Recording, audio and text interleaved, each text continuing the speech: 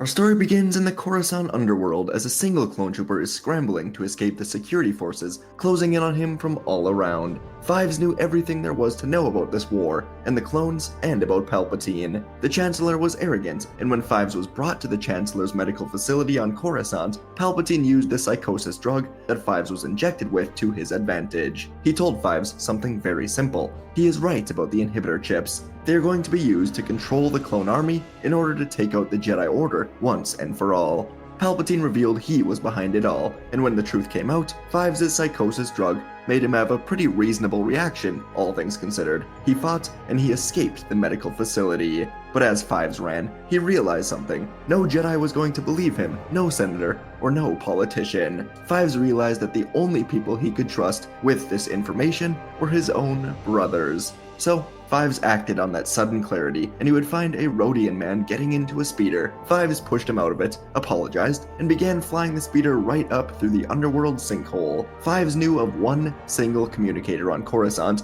that could reach every single clone, and he also knew that Palpatine was not currently in his office. This was now a race. So Fives sped up into the city, and sirens quickly were lit up as Coruscant patrols began to follow his speeder close behind. Fives jerked and twisted the speeder, avoiding the constant blaster shots, and the executive building was right in front of him. The huge round building still had a few lights on this late at night, and Fives scaled the building in the speeder, got to Palpatine's window, and broke the glass before diving into the room. Fives hid behind the desk for a moment, then got to the communications device, and he punched in the communications code to reach the entire Grand Army of the Republic, and Fives began to speak. On Kamino, Fives' voice began to speak from the emergency comm channels, and a hologram of him was broadcasted in the cafeteria outside the main hangar, and all the clones here would turn their attention to him. Also in the barracks on Coruscant, the same thing happened. Clones that were cleaning their weapons, eating a late meal, playing cards, or trying to get some sleep suddenly had their attention drawn to Fives on holograms all around them. And every single clone trooper, whether in battle across the galaxy, on a Venator awaiting new orders, or truly anywhere else, they were able to pull out their datapad and see the hologram of Fives appear on the Chancellor's emergency signal. And all of them, including Rex, Cody, Wolf, the Bad Batch, and everyone else turned their attention to Fives as he began urgently speaking to them. His message was clear. Fives told every single clone that they've all been tricked into fighting a meaningless war that already has a set ending. He told the clones about his discovery on Kamino, that all of them have inhibitor chips inside of their heads, and one of his brothers, Tup, had his chip malfunction, causing him to immediately kill a Jedi Master and act as if this were his order. Fives continued, saying that he removed his own chip and nothing went wrong, leading to the conclusion that at any moment, any and all of the clones could go insane or be compromised by the enemy. And then the doors to this office began to be unlocked. Fives sprinted over, sealing the blast doors to the room, and then he ran back to the communicator, narrowly dodging a blaster bolt that came searing at him from an LAAT gunship outside of the office. Republic officers were now ordering Fives to stand down, or he will be executed for his crimes. Fives got back up, looking right into the communicator again, saying that what he says next will break everything that the Republic, the Jedi, and the clone army believe to be true. He said that Palpatine is behind, but then a grenade was thrown into the office, erupting with a loud crack of fire, and the signal went dark. On Kamino, clones began to yell out in anger and confusion, asking what was going on, what happened. All over the galaxy, clone troopers were left in shock, desperately wanting to know more, to know what Fives was going to say. And on Coruscant, inside of the office, Fives would soon feel his vision begin to return to him. His ears were ringing, the office was filled with smoke, and Fives' blaster was still within reach. Fives grabbed it, then rolled underneath the desk, and he began to listen for voices. Inside of this office, he could now make out 4 different pairs of footsteps in here, and Fives took a quick moment to peek over the desk, seeing 4 of Palpatine's red guards, Palpatine's personal security. Clearly, Palpatine sent in the only people he could trust to execute Fives and make sure no information gets out. But Fives was an ARC trooper, and he had to get the truth out. So Fives waited until one of the red guards was right next to the desk. Then he flipped it over, knocking one of them to the ground before firing his blaster pistol right into the red helmet. 1 down. The other 3 turned, igniting their energy pipes, and Fives fired his pistol at another, but the guard dodged and elbowed Fives right in the face. Fives fell close to the broken window and narrowly dodged a staff. The staff hit the floor and Fives grabbed it, then pulled the guard down before kicking him backwards out of the window. 2 down. Fives dove back at his pistol, then fired right into a newly exposed steam pipe from the explosion.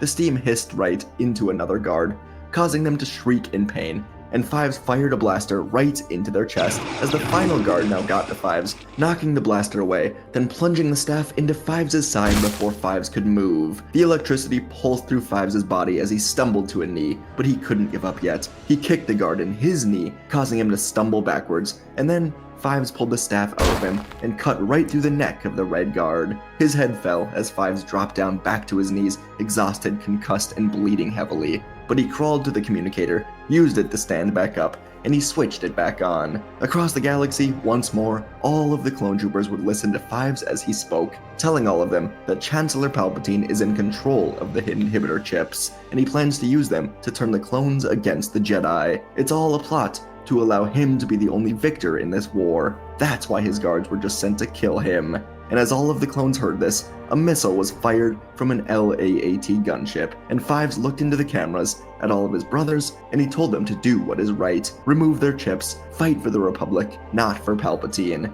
Fives saw someone enter through the office door, but then the missile hit the office floor, and the signal was cut off for good, as Fives was seemingly killed in the explosion. The only reason it took so long to fire the missile was because everyone nearby had to be evacuated. But now it was over, and the clone army was left in a stunned silence with the information they just heard. It would be about an hour before Chancellor Palpatine would make a statement, and he would inform the Senate and the clone troopers that the Battle of Ringo Vinda saw both clone troopers Top and Fives be infected with a virus that made them go insane, and all of the clones who fought in that battle have been pulled for extensive medical screening to make sure they do not suffer the same fate. Palpatine said he is deeply saddened by what happened to ARC Trooper Fives, as he knew from his talks with General Skywalker that Fives was a good man who did not deserve this fate. But Palpatine also said that this type of violence cannot be tolerated. Fives killed many men in his psychotic state, and anyone who thinks of him as a martyr or a hero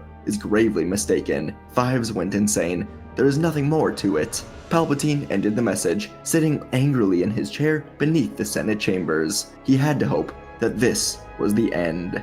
But on Kamino, Commander Cody and the 212th were stationed here for over a week for medical treatment and overall recovery after a nasty battle on an Ord Mantell moon. Cody and these men heard Fives' message, and they knew Fives to be a good man, so Cody decided they must know the truth. So together, he and a squad of his most loyal troopers marched into a Kaminoan research room, and they ordered the Kaminoans to show them everything they have on the inhibitor chips. When the Kaminoans refused, Cody quickly knew that they had to be hiding something, so they were arrested, as Cody got a clone trooper named Nas to hack into the Kaminoan files. Nas was an expert with technology, and he often worked closely with the Wolf Pack during this war.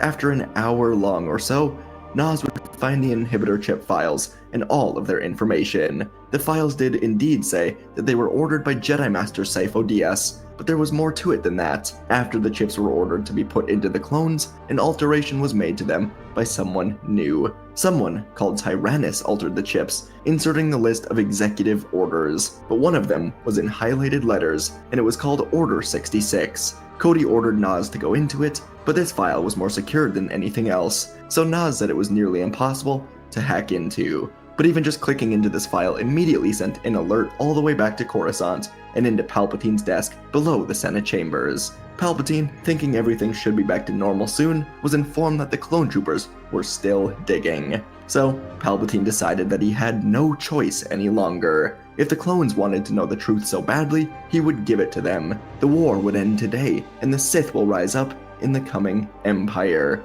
Was it too early to convince the Senate and the people that an empire is necessary? Perhaps, but the Sith have used Force before to rule the galaxy, and if it comes down to it, Darth Sidious would not hesitate to destroy anyone in his way. So, Sidious turned on the communicator, and he accessed the same frequencies that Five used to contact the clone army, and every trooper in the galaxy would hear the new orders from Darth Sidious. Execute Order 66. The orders came in, and Palpatine smiled to himself. The grand plan of the Sith could not be stopped. He will rule the Empire. But Palpatine was underestimating the clone troopers' will to fight back. On Coruscant, Rex and the 501st would receive this order while Anakin Skywalker was in the barracks with them. All of the clones would turn towards Anakin, and Anakin sensed the shift, but he could feel the conflict in the clones. They were fighting against the chip. With all of the clones knowing the truth, they were able to feel something was wrong when the orders came in, and they were able to resist. Rex lifted up his blaster, but he yelled out in resistance against his own mind, and he was able to drop the blaster to the floor, and in his brain, the inhibitor chip shorted out. It was over. He was freed from it. The same thing happened to Oppo, and he and Rex looked around, yelling at the clones to resist. They know the truth. The chips are controlling them. All of the 501st clones began to remember fives, and they were able to overpower the chips, shorting them out and feeling an immediate freedom in their own minds. Anakin was asking what was going on, and Rex told Anakin the truth. Chancellor Palpatine has ordered the immediate execution of every single Jedi, and Anakin grabbed a squad of the 501st and brought them to the temple to tell the council about this. On Kamino, Obi-Wan Kenobi arrived here to find Cody in the 212 resisting the chips the same way as the 501st. Obi-Wan was informed of what was happening, and he did everything possible to help them resist. The same thing happened above the planet Golotha, as Plo Koon was with the Wolfpack and his men as they resisted these orders. The same happened with Aayla Secura, Kit Fisto, Jaro Tapal, Jedi and clones across the galaxy. These orders came in, and the clones were able to fight against the chip because they knew now what was truly going on. They would not kill their Jedi commanders without reason. All across the warring planets, nearly every single clone trooper had the same thought. They told themselves and each other that they are not just mindless droids. They know when an order is wrong, and Order 66 is something they simply cannot do. But not every clone trooper was willing or able to fight off the chips. Around 500 Jedi out in the galaxy, including Ki-Adi-Mundi and Luminara Unduli, were killed in their battles, and a few of these clone trooper legions would immediately jump back to Coruscant to take care of the Coruscant Temple. But in the temple, Anakin and Rex would inform the council of what was going on. Yoda, Windu, and a few other council members were here on Coruscant, and Yoda immediately ordered a Jedi strike team, led by Windu, to go and find Palpatine. Do what they must. Anakin heard this, and he had no arguments. Palpatine was a threat to the entire galaxy, so Mace Windu, Agen Kolar, Sazitin, and Deva Balaba would take off to the Senate building as Anakin asked Yoda what they will do. Yoda said he can sense much death in the Force. Not all clones were as strong as the ones here on Coruscant, and many of those clones are coming back to Coruscant, so temple defenses must be raised immediately. Yoda would get to work on that, and he ordered Anakin to take the 501st up to space and prepare for battle. The clones will be coming, and they will not be merciful. So before long, Anakin Skywalker would be standing on the bridge of a 501st Venator with his men, waiting tensely for an unfortunate battle. And meanwhile, below the Senate chambers, Darth Sidious was reading reports of Jedi being killed, but not nearly enough of them. He could tell something was wrong. And then the doors swung open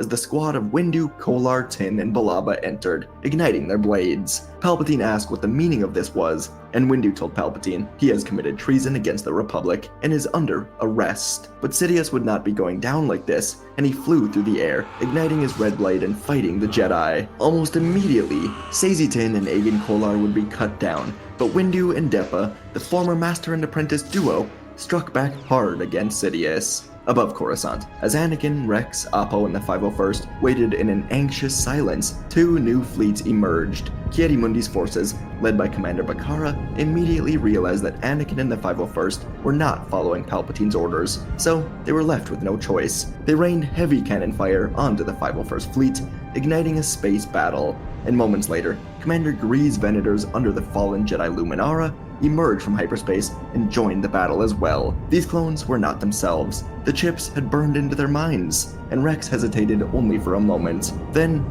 he gave the orders. Shields were up, weapons were live, and the bridges had to be disabled for the others. Target their engines, don't think about the brothers behind their helmets. And meanwhile, down below, in the very heart of the Republic, lightsabers were now clashing hard against each other in the grand dome of the Senate chambers. Mace Windu moved like a storm, each strike of Vapad a response to the dark side's ferocity. Depa Balaba fought beside him, her own form matching Windu like a perfect duo. Darth Sidious was a blur of red, blades striking again and again, his dark power ripping Senate seats apart as they fought. The chamber exploded in sparks and collapsed pillars as the duel spilled into the Senate hallways, then out into the open night of Coruscant. As Sidious used the Force, to throw both Jedi out of a window. They were alive and ready as Sidious flew down to them, their duel restarting in the Coruscant streets. Back in space, the 501st fought with everything they had. Anakin Skywalker flew in his Jedi starship as ARC-170 spiraled in formation behind him, locking onto hangar bays and communication arrays.